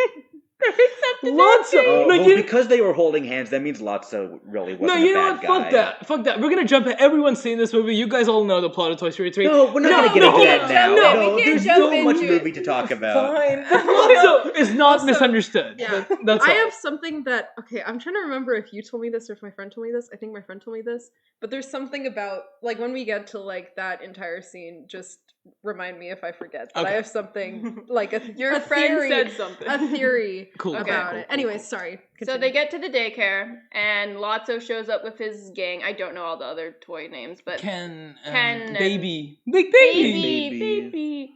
Anyway, so he's like, hey, welcome, guys. You're going to the caterpillar room, and you get to play with kids. They're like, whoa. Yeah, they're like, yay. Assaulted. And then Kids. Woody is like, hey, peace out, guys. I'm going back to Andy. If you want to come. And they're like, no, we're going to stay because we'll get played with. He's like, okay, ka-chow, I'm leaving. And then he leaves. Wrong movie. That's the wrong Pixar movie. He leaves the daycare, but he ends up, there's this little girl named Bonnie. Mhm. Bonnie is like a family friend of Andy's, but she's also the daughter of the person who works at the daycare, or runs it, or something like that. And then he ends up, He hangs himself.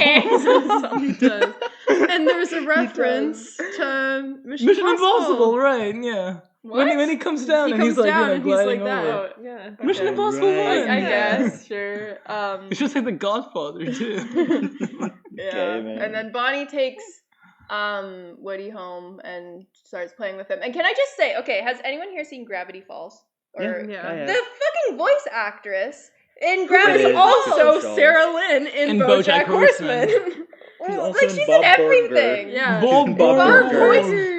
Her voice is so, like, distinct. Yes. Like, it's just oh my god, it's her. And she's, oh my god. Shout out like, to, I forget her name, but shout out to Kristen her. Shaw. Kristen Shaw. Yeah. Shout out to you. Yeah. Anyways, so then he's like, Too much, man. yeah. That's too much, man. Anyways, sorry. Yeah. So then the toys at Bonnie's house are like, your friends are in danger. Totoro. There is Totoro. My neighbor Totoro. It's like the Oh little, my like, God. Brown, like, bunny type. Well, if she hasn't seen it, she probably didn't or notice. gray type. Okay. Yeah. Probably not. He's kind of. Okay. He doesn't say anything. Oh. But we love Totoro. Yeah. I didn't even notice I that know, at first. I was like, oh my god. You know, Jokers. There's a Joker. He's the Joker. I guess. They Anyways. put Joker in the movie, yeah. Yeah, That's and true. then the toys are like, your friend's in danger, and he's like, uh-oh, gotta go rescue them. So then they basically do this whole breakout. Wait, you skipped the backstory. Yeah. The Joker tells the backstory. Basically, What's his name? Lotso. Huh? What's- Joker. It's not Joker. Yeah, it is. It's Joker. It's a joke. Nah, well, it is now. I'm like, It's Joker. that's not his name. The clown. Joker tells the backstory it? of how jokester. not Bonnie, sorry, whoever was the owner of Daisy. Daisy, the owner of Lotso, Big Baby, and Joker. She used to play with them, but then one day she lost Lotso, and she replaced Lotso, only Lotso, no one else. Mm-hmm. And Lotso was like, "Oh my god, she betrayed us. Let's go." And then Joker's like, "No, hold on, wait, she only replaced you, not everyone else." And Lotso's like, "No," and he bullies Big Baby, so mean. And they leave, and then somehow they stumble upon Sunnyside, the daycare, and then Lotso takes over, and he's like the godfather of Sunnyside. Yes, Yeah. So then Woody breaks them out. That's basically it, more or less. And then they die for a bit, and then they don't die. Well, they almost die. There's a whole prison Nice. break sequence that Let's talk lasts about like that. 2 fucking hours. I like it. The It's movie so long. It's so long. It's Alex, like what maybe did you- 20 minutes. Alex, That's a long time. Alex, what did you think of Spanish Buzz? It's whatever. I feel like, okay, once again, it's a rehash of Toy Story 2. It's just the whole, like, Buzz, he's not actually Buzz kind of thing. It's the whole, it's the fake Buzz thing. In the second one, there were 2 Buzzes. He wasn't it's enough of a distinction that it's not literally the same thing, but it's the same dynamic. Is that they now have a different Buzz that's with the group. It's funny. Yeah. And then for some reason, he becomes normal because a giant TV falls on his head. Because they have to make him normal. You can't have Spanish Buzz, in the climax of the film. Because it happens right before, the big scene, the incinerator scene. Right. And it feels so contrived that they're well, he has to be normal by that scene. We can't have Spanish Buzz for, the big emotional moment. So, fuck it, just a TV falls on his head. I get that. It's a little contrived. Something and then it works magically, I get that. But still, there's a whole, plot line about how, we have to get him normal. We have to fix Buzz, and they have to, go and break in and steal the manual. And it felt like so much work just to be, fucking whatever, because they have to have a normal. No, that's fair. And it's also because, they could have escaped easily if it wasn't for, the manual stuff. That holds them back for a long time. Just to culminate in nothing. Except for, a joke about him being Spanish for a while. For the purpose of rehashing Toy Story 2. I just don't get the point of that. It's funny. Sure. Whatever, man. I'm a hater. I'm sorry. You are a hater. I'm a hater. This is so fucked up. But I think the Toy Story 2 thing about the normal version of Buzz is funnier. There's funnier moments out of it. I love the whole subversion of there's the 2 of them together and that's a rehash of the first part though. He's just really back in Space Ranger mode. No, but I feel they evolved that because it's the themes of the movie. Is now Buzz is the one that understands what it means to be a toy, and he has to talk to Woody about it. I get that. It feels like it's building on the first movie. This feels like what is Spanish Buzz doing that's building on anything? Well, he's still good. He's just talking a different language. No, but it's not building upon anything. No, it's just meant to be a comedic thing. The problem for me is that a lot of I know there's the big emotional moments, but the rest of it falls flat for me. The other kind of emotional stuff throughout the movie isn't as interesting. That's fair. I think the scenes where Woody is looking out of the room and he's like, "Wow, look at how many toys we've lost. Look at how empty this is. How different this is." That moment hits when he's seeing 10 minutes of the movie. I mean, that's the ending, right? Yeah, that's the ending. Into that, And then his mom, saying goodbye to Andy and stuff like that. All of these moments, I think do mean. I feel I understand the daycare part of it, when they're in the daycare. Kind of being I get the whole jail breakout scene kind of being a little bit of not necessarily I mean you say you don't like that at all. I don't mind it. I understand it as a lower part of the film. It's not something that especially stands out to me. Of course everything else does. It's kind of just there to move the story along. But it's fun. I think it's fun. It's fun. And okay. Let's be. I'm really biased, but I find it really fun. I don't know, him speaking to the telephone guy, and he's like, "Oh, I've been here for many years. This is how you escape and stuff." It's just a nice kid-friendly espionage type of sequence. And I like Mr. Potato Head being a tortilla. Yeah, exactly. It's funny. It's just funny. Yeah. It's just and good. There's a pigeon, and he's like, "Get away, get away." It's just good fun. They've upped the budget and everything, and they use it for a good purpose, in my opinion. Yeah, that's fine. I just think that we can talk about the themes of the movie and what it's actually about, but that whole prison break sequence, which lasts quite a while, all of that thematic stuff is just lost. And it feels like the movie, for a good chunk of it, just forgets what it is, and it just becomes about the plot. The plotting of we have to organize this prison break, and it becomes about the mechanics of the story and not the actual emotion of what the story is. Sure, but then that builds up to the most emotional moment in this entire franchise. It leads to that, and I like that scene for the most part. We'll talk about that. Fuck you! But everything leading up to it doesn't work for me. Even though it's fun for what it is, as a piece of this story, it doesn't work. Okay, well, let's talk about that scene since we're there already. Also, before we do, Lotso is not fucking misunderstood because Woody saves his life. Lotso stands up there. He's like, "Hey, hit the button," and Lotso's like, "What's this? Where's your kid now, Sheriff?" And he walks away. Come on, man. He got replaced. So what? Lotso also, by the way, is just the prospector again. It's the same villain. But like it's a toy, it's like an older man toy that like lures them in on false pretenses of like, oh, I'm a nice guy and like we're gonna do this thing, it's gonna be great, and then he betrays them. Right, but and Lotso has like motives. actual power and like pull and stuff. The Prospector's in a box; you can't really do. Yeah, but that's more interesting. Maybe it is more It's interesting. more like rooted in Woody's story, and Lotso like he has fucking nothing to do with any of that on a personal level. Backstory though, you don't know anything about the Prospector's But I don't think his backstory matters. I think the Prospector is interesting. Lotso's backstory? Of course it does. No, the Prospector. Oh, right. It doesn't matter, but like he's interesting because of his relationship to Woody and Jesse in that show. Mm-hmm. Lotso, like I don't like he works as like a self-contained villain for what he is, but he doesn't have like an emotional connection to him. I'm not saying he's a bad villain, but I prefer the Prospector. I think he's a more interesting villain. Lotso's fine. That's fair. I like Lotso, and I like that. I like how he kind of went evil and had control over the other guys, and then the baby stood up for herself. Themselves. Sure. Itself. And then it's also the same ending as with the Prospector, where he like goes off with like some other person, and he's like destined for a life he didn't want. It is actually the same ending. Yeah. Like it is kind of the same ending. You can't kill the thing. It's a kids movie. But you can do something else. You can't have it him is like burn Avery. Like think of Lotso's ending and the Prospector's ending are like the same ending. I know, but like it's a kids movie. Though. But you can do something else, and I know you haven't seen it, but Toy Story 4 does something completely different with the villain. It's not even remotely the same. I'm never watching Toy Story. That's fine, whatever. But I like the villain of Toy Story 4 more than Lotso. And I don't even know her fucking name. I can't remember. And I just saw it like 2 days ago. Okay. Well, okay. Let's talk about the actual like incinerator scene. Let's talk about that. Well, Alex, I mean, what did you think of it? Since you clearly have gripes with this film.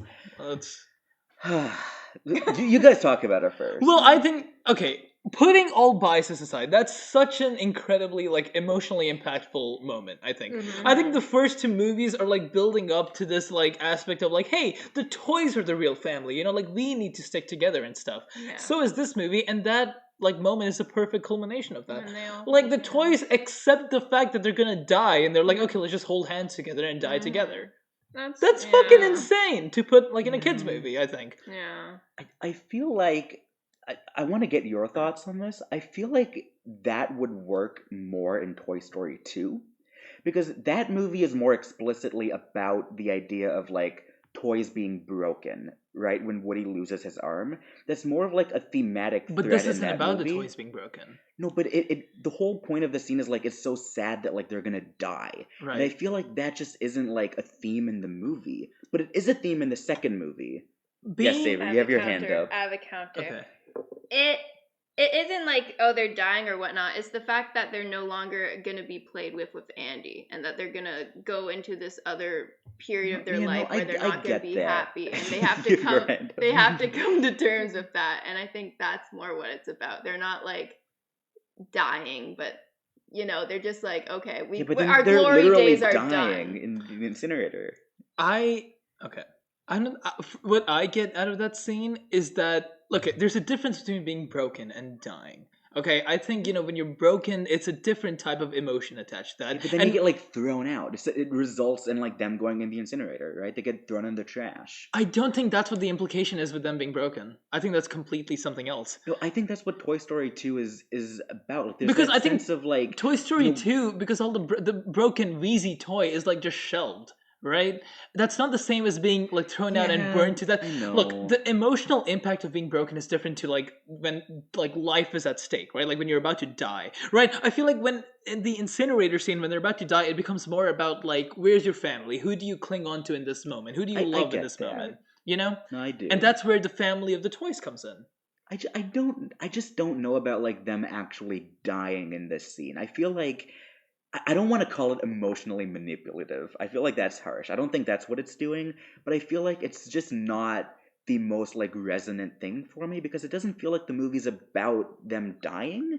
So it kind of just like comes out of nowhere but as the like a sad stakes are thing higher to than happen. they've ever been, right? Like they're thrown out of the house because Andy's all Yeah, grown but up, I so don't they don't have like that about. I but don't they don't like have that the an- stakes are so high, But they and don't it have feels an, like an action movie. they don't have an owner anymore. They're like out in the wild now. In Toy Story 2, they had a home to go back to. They had a failsafe of like, okay, when we go back to Andy, he's gonna play with us and we'll be fine. But in this one, they don't. They're completely out in the wild, and so that can happen to you when you're out in the wild and stuff.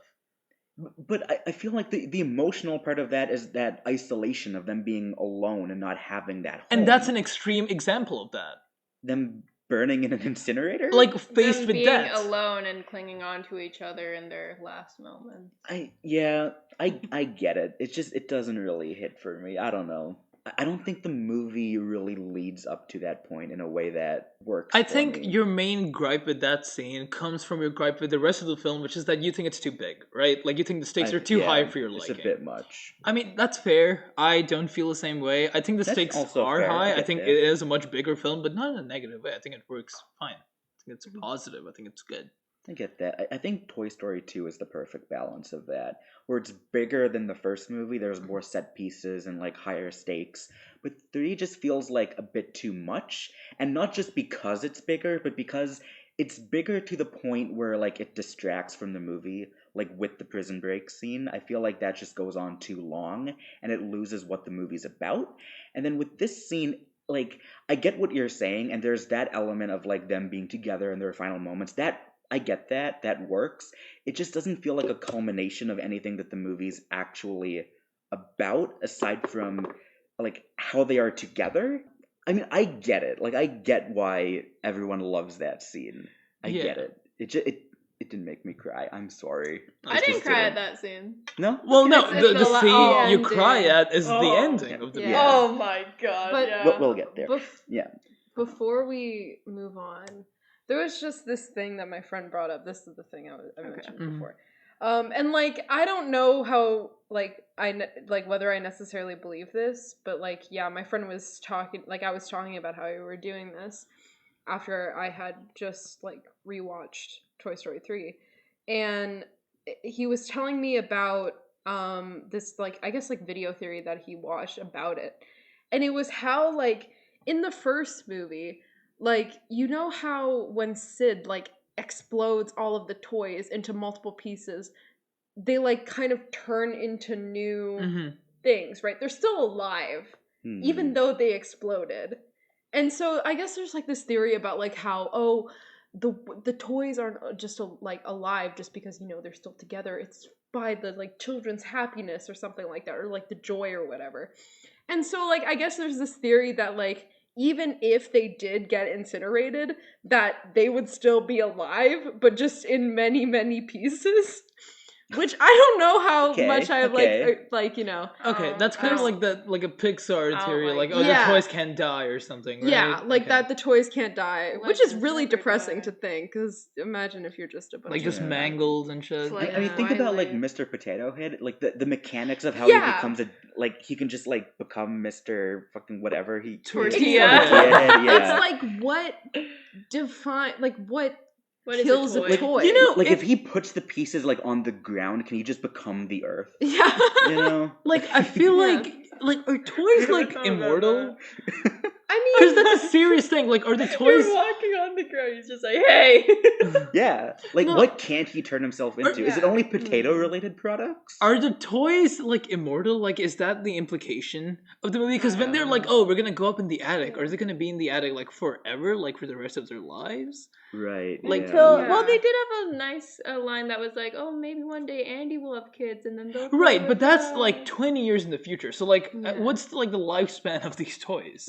You know? I mean, I don't know. Yeah, It doesn't matter. It's I don't know. My friend was talking about it, and I was like, that's this is one of those like Pixar. Yeah, theories, exactly. So. It's just one of those things. But yeah. Anyways, so after the incinerator. They get saved by the aliens. The claw. The claw. Sure. It's a kid. Come on, they're not gonna kill the fucking toys. No, I know they're. But I feel like there's a more creative way than just the claw. Machina aliens. The claw. We have the claw. Sure. You have saved our lives. We're eternally grateful. This whole like emotional moment like pays off with like, I guess their arc from the last movie is resolved. So like now they're eternally grateful. Like, is that really what it all led to? Yeah. Sure. Anyways, to debate. I am overanalyzing it, but I feel like the toys should have gotten themselves out of it. I don't know. How? Fucking how? It's a movie. You can write anything you want. I don't know. I could have done anything. Like, I think it's fine. Okay, no, on a real note, even when I was like a kid watching this, I was like, okay, that's a bit stupid. Like, the claw saves them. What the fuck is the claw, right? Yeah. Even as a kid, I thought that was stupid, but I don't care. I was You know what like... I thought as a kid? I'm not going to get into this because I could talk about this for too long, but it reminds me of the SpongeBob movie. Have any of you seen the SpongeBob movie? This was like my favorite movie as a kid. One of my favorite movies. Okay. Which one? The SpongeBob SquarePants movie, like the first one. Okay. And there's I guess I'm gonna talk about this just a little bit, just a little bit. But there's like a whole. I'm sorry. There's a similar scene at the end of that movie where SpongeBob's gonna fucking die. They're gonna kill him, and it's really sad. It's a sad moment, and it's not just like it's just there for the sake of it being there. Like it's the culmination of his arc where he's like, he needs to prove himself. And the fact that he's in this situation, it's sad because he didn't get to prove himself. He failed. And then he finds out the place that they took him to was actually the place they were trying to get to. And he's like, oh my God, I did do it. Like I proved myself after all. And he like cries a tear of joy because he's like, I did it. I proved myself. And that tear short circuits like the heat lamp they're under, and then like the sprinklers come on and they get saved. He saves them because of his pride of like, I did it. I fucking did it. It's a resolution of his arc, and it's beautiful. Okay? Wow. And I feel like this movie is missing that when it's just like, the fucking aliens save him. Why not? It just, I'm sorry. I think the SpongeBob movie, I genuinely think the SpongeBob movie is better and more emotional than Toy Story 3. I'm so fucking real. I saw the one that came out in like the one with Ocean Man in the credits. That one. Oh, then I've seen it. Yeah. Wait.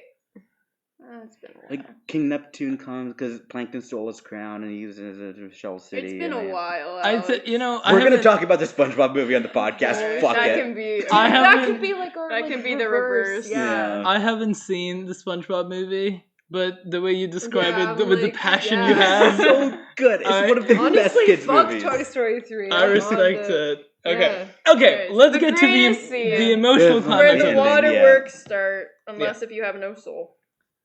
I didn't say it. Go on. Yeah, so Andy he finds out, okay, the toys are back and he has to donate them to Bonnie. Mm-hmm. So he drives up to Bonnie's place. No, even before that, this is where I start crying. Woody is in the college box. Right. And then he kind of, all the toys say goodbye and they go into the attic box. And then he's like, and then he writes the address of the Bonnie girl. Yeah. And that, continue. Yeah, sorry. and then I was already crying at that point. Yeah, and then he just gives the toys away, and Bonnie's like, "Oh my God, that's the cowboy I had!" And as soon as she reaches for Woody, Andy pulls him back because this is my fucking cowboy, you bitch. No, because it's his childhood toy. He was gonna take it to college, and he's like, "No, this is my cowboy." But then he's like, "Hold on, I guess you would actually play with him and stuff." And so they start messing around with him, and he's like, "There's a snake in my boot," and they're actually playing with the toy. Yeah, and they finally got to get played with Andy. They finally got played with normal toys in a normal fashion with Andy, their owner. Yeah. Dude, the entire movie is oh my God, Andy doesn't want to play with us anymore, and we're going through hell now because he doesn't like us. And at the end, they finally get played with by Andy for the final time in their lives. Yeah. And it's beautiful. It's great. Nice. And then it's time to leave. And all the toys are bunched up, on the porch. And they watch him drive. And Andy sits in the fucking thing, and he's like, thanks guys. And Bonnie, oh my God, and Bonnie uses Woody's hand to wave goodbye, and Andy's like, no, Woody, no. Okay. Here are my thoughts on this. I will kill you. Okay. I will kill you. No. Okay. I was being such a hater watching this movie. I watched the scene, okay? It's a little sad, I'll admit. It's a pretty good scene, okay? It didn't make me cry. But then Bonnie holds Woody's hand. Yes! He waves goodbye to Auntie. It's so sad. And it got me a little bit. Yeah, I didn't fully cry, but I had like a little tear in like the corner of my eye. Yay! It got me a little bit. Because it's the toys and like they're saying It's like a weird coming of age movie in a way. it is moving coming on. And it's Bonnie waving their hand like the new And owner you know of the that they're toys. gonna be in a good place now because like Bonnie will Well- take good care, and they already well. have friends. Well, that's What? She plays with Woody for like 6 months and gets sick of him. yeah. Well, that's the next movie. This is why I don't watch Toy Story 4. But no, This is actually a point I want. I have not watched Toy Story 4 or Lightyear or anything because it ends with Andy giving the toys to Bonnie. Right, I will that's- never watch any other Toy Story movie ever. I stand by that. but no, yeah, that's how Toy Story What? 3 ends. And they're like so long, and Woody's like so long partner, and then like Yeah. That's why we're not doing number 4 for listeners. that's the perfect. I did actually. I also It's watched the so- 2 like TV like specials they did. It was Toy Story of Terror and then Toy Story That Time Forgot. Yeah. Have you seen either of those? No. I've seen bits of them. Yeah, they're just like fun little side stories. Yeah. Nothing. You too know, special. we will talk about Toy Story 4 at some point in the podcast. I'm not watching that movie. I stand by that. I will not watch that movie. Maybe we'll do like the Godfather like TV special, which is like 9 hours long. I will not watch Toy Story 4. But you'll watch the 5 TV with us in special? theaters when it comes out. What? 5? No. I will Come not. on! No. EP I pads in the movie. stand by this, people. Who? It's an EP iPad. iPad. God, no. No. Okay. No. Whatever. You guys can go. Please, I hope please you come guys have a with good us. time. I will not. No. I will. Please. No. Alex, that doesn't Alex work is on me. crying! Alright. No! Good. Alright, final ratings, Good. people. I give this Yeah. a 10. Perfect 10. There we Get go. outta here. Alex, fuck you. I give this a 10 too. Sam, what's your rating? I give it a 9. That's fine. Avery, Alex. let's beat them up. Let's go. No, I cried. Yeah. I Alex, cried. what's your rating? Good. I initially gave it a 6 out of 10. What and, did you and guess? I logged it on Letterboxd as a 6 out of 10. And then 20 seconds later, I was like, you know what? I do have a little tear in my eye when Bonnie like waves with Woody's hand, so I bumped it to a 7. What did you do the first one? 7. Okay. So rank the 3. For me, it goes 3, 2, 1. I'm gonna rank the 4, and this is gonna be controversial. Okay. 2, Okay. 4, 1, 3. What's your rating, Sam? Ranking? Okay. Honestly, I think 2 and 3 are both up there, and then it's 1. Okay. Like I'm so stuck between those two because yes, 3 did make me cry, but 2, maybe it's also because it feels like so nostalgic. I'm like, I don't know. They're both like up there. That's fair. I think it's 3 to 1, but yeah. Yeah. Okay. What was yours again? 3, 2, 1. 3, 2, 1. Okay. Connections. I actually do like Toy Story 4. Okay. I think it's a I little refuse. fucked up how Bonnie just hates Woody. I don't want to hear it. I don't want to hear it. No. I'm aware that there's a fucking spork. I'll just No. We will. No. I do not I just want acknowledge to say that movie. generally, I do like the movie. It looks so good to the point of being bad. That's my big issue with it. Mhm. But otherwise, I think it's a pretty. I think good we movie. do need to find an episode to go in depth on that. Because Anyway, Sam hasn't seen it so either. we Yeah, just finished the entire Toy Story trilogy. There is no other movie after this. Exactly. That's how it ends. Exactly. Come on, Okay. man. Yes, That's my Sam. second Preach. favorite, man. Preach. Let's find And his connections. Key and Peele is like a fucking bunny and duck stuff. Anyway. Listen, if you want to talk about Toy Story 4, get a guest to come on the podcast. I'll go sit out that one. Let's find connections between the Toy Story trilogy and the Godfather trilogy. Right? First of all, there's a mafia in Toy Story 3. Yeah, right? there Lots is, of yeah. the fucking vending machine card game. There's flashbacks. So true. There's flashbacks. Someone hangs themselves in movies. That's true. That is I true. forgot That's about so that. true. In the third one, yeah. Yeah. What else? I mean, there's like both movies have like an emotional ending, right? Is there some like further? Okay, but like, If that's the bar, then No, but like maybe Both there's movies like have a script. more of a connection. They both involve death in a way. they do. Right. Is there anything more we can say about that? Part 3, is there is dancing. There's flamenco dancing in Toy Story 3, and there's dancing in Part 3. Sure, man. Is there like religious people? No. Is there like incest in Toy Story? No. Oh I God, hope don't. Maybe. Oh wait, I'm sorry. This is one thing. There is no, incest? no. This is so like Okay. not having to do with connections. There's one scene in the movie that I don't know if anyone here picked up on. The scene where Ken is tied to a ping pong paddle and Barbie rips the shorts. Yeah. If you know what I'm talking about. Yeah. He says, "Oh Barbie," and if it's like the Yanny Laurel thing, Right. you can hear "Oh fuck" or "Oh Barbie." Oh right, I remember that. Yeah. If you think like "Oh fuck," he'll say "Oh fuck." I'll show you the clip in a bit. But he's saying Michael Keaton said "fuck" in a Toy Story movie. no, he's like, saying no. Barbie, but Yeah. Yeah. But yeah, it's Anyways. weird because it's like you think, oh, Barbie. It's like that doesn't sound like oh fuck, but I don't know. Anyways. Both trilogies have numbers in the title. This is Whoa, true. dude, this really? No. One of them has Roman numerals, the other has normal numbers. Did you know it was actually a big deal for Godfather Part 2 to have a number in the title? Yeah. Because that wasn't a thing. That was not really a thing. I think that's what started that, like the Part 2. Yeah. There were like a couple random movies, but it was not like the norm in Hollywood. They were gonna call it. The studio was insistent on Part 2 because they were like, "Oh, that's cool. That implies further movies." But Coppola was like, "No, I'm calling it Part 2 because Part 1, Part 2. Like this is one movie." Yeah, I think Coppola wanted it to be Part 2. But the studios were like really actually, happy. Coppola wanted Part 2 to be called The Death of Michael Corleone. Really? Yeah. Huh. And he held that for the third one. I think Sorry. Are you sorry? Yeah, go ahead. Sure. Okay. Whatever. Connection. Michael in The Godfather just wants to get out of his whole like gang mafia, whatever. Just like the toys want to get out of the daycare. They both want to escape but because the they're world like that they're in. because they're like oppressed. Yes. Michael isn't like oppressed. He's the oppressor. But they still want to escape. Sure. The toys are oppressed just like Italian Americans. So true.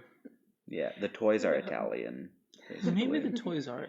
If Buzz spoke Italian, this would have been like much easier. I would have had my rating up, Okay. Anyways. Do we have more connections? No. Cool. Okay, so that. Okay. Just one final like question to pose to everyone. Yeah. What trilogy do you like more? Okay, I know Godfather 3 fucking sucks, but I guess even Toy Story, the trilogy versus Godfather 1 and 2 together, what do you prefer? What do you think I prefer?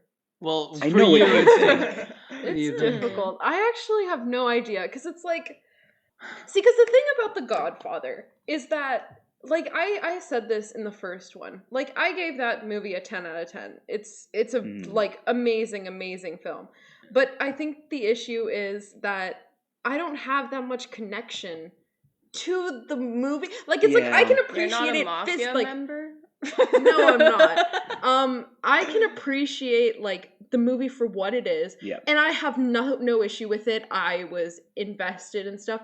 But like I don't feel emotionally connected to it. Like it's not something that I would be like, "Oh my god, The Godfather, like that changed my life" or something like that, you know? Right, but Toy Story is more emotional. Exactly. Yeah. So it's like I feel like if I were to say this like objectively, it would be The Godfather, but I think for my own like personal like opinion, it would probably lean more towards Toy Story just because of the nostalgia. That's totally fair. For me, look, Toy Story will always be like close to my heart. Super special movies, all of them. I love those movies. You know, Godfather Part 1 and Part 2, I'm going to ignore Part 3 because the first two movies are good enough for me to ignore Part 3. Yeah. Both of those movies together are like one of the best things I've ever seen. Like, I love those movies so much. And I've been thinking about them like a lot. Not just because of the podcast. I mean, I guess because of the podcast, but like, they're just really fucking good movies. Like, I could genuinely, like, if right now, like, even at this late hour, if you pulled up one of the movies, I'd watch them happily. Like, I love those movies. I am emotionally connected to the Toy Story trilogy and super biased. I dressed up as Woody a million times. I had all of the toys and shit. But I'm gonna say no, I'm not. I'm gonna say Toy Story. I was gonna say The Godfather. I'm gonna say Toy Story. Fuck that. Story. Okay. But The Godfather 1 is a perfect movie. And what is yours? 2. I assume The Godfather. Yeah. Okay. Yeah. Of course, I like The Godfather more than these fucking baby movies. Babies. You know what? I'm making it. I'm giving Godfather Part 2 a 5, man. I really want it. I'm just gonna do it. Fuck it. It's a 10. It's a 10. Both of them are 10s. What's your favorite movie out of like all 6 of these? Is it Toy Story 3? Yes. For me, it's The Godfather. Yeah. I agree. I love how you're thinking about it. Yeah. It's difficult. You gave 3 of these now 10 out of 10. I did. That's true, actually. Yeah. I only gave Godfather 1 a 10 out of 10. So it's like Same. easy for me. I got And this. then everything else is like a 9. I got this. Godfather Part 1, number 1. Then Toy Story 3. Then Godfather Part 2. There we go. Toy Story 2. Yep. And then Toy Story 1. And that's it. Yeah, those are the only movies that exist. Yeah. The only 5 we talked about. I actually forgot that we even talked about Part 3. I'm gonna be so honest right now. I completely forgot what we said. I even forgot my rating for the movie. Well, yeah. Okay, that concludes the special month of, Godfather / Toy Story trilogy. Leave a comment down below if you guys want to see us tackle more trilogies in the future. Did you like this? What's your favorite trilogy? Comment down below your favorite trilogies. Maybe next What's time. your favorite movie trilogy? Maybe next time we'll do Lord of the Rings and High School Musical. High School Musical. Let's go. Yeah. Okay. Okay. Yeah, we'll see. Thank you so much for listening, and around the time this episode comes out, it's going to be December, it's going to be Christmas season, exam season for all the students and stuff, busy times, good times, but the good thing is, Reeled In has Christmas special episodes coming your way, so every Monday, on your commute to school, work, or if you're unemployed, that's fine, you can enjoy a fresh episode of Reeled In. Feel the Christmas spirit. Feel the Christmas spirit. We're gonna have a new theme and everything. I don't know why I said that. Sorry, Alex. I guess I gotta make a new theme now. He's gotta make a Christmas theme. Yeah. But yeah, thank you so much for listening, and as always, stay fresh. We did it, guys. We did it. 4 hours. Yeah, I gotta.